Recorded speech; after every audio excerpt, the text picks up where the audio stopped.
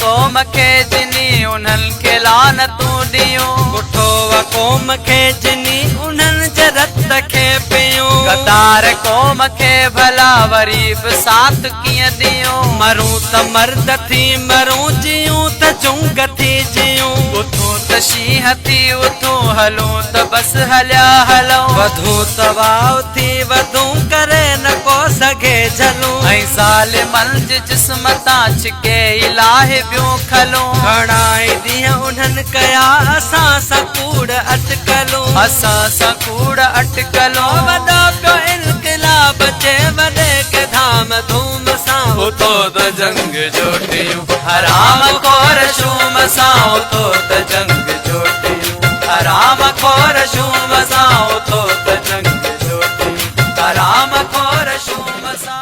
हलो हलो दादू हलो, सिंध खे खपे इंसाफ़, ज़रदारी माफ़िया जे ज़ुल्म ख़िलाफ़। दादू जलसे में शिरकत कयो धरती धणी तहरीक चेयरमैन मोहतरम कादर चांडियो साहब जलसे के आम खिताब कंदो। पंहिंजी शिरकत लाज़िम कंदा, वध में वध कंदा। जलसो 13 नवंबर आचर हंध दादू प्रेस क्लब, टाइम ॾींहं 3 बजे। जिए सिंध, जिए धरती धणी तहरीक, जिए भाऊ कादर चांडियो। उथो त जंग जोटियूं, हराम खोर शूम सां। उथो त जंग जोटियूं, हराम खोर शूम सां।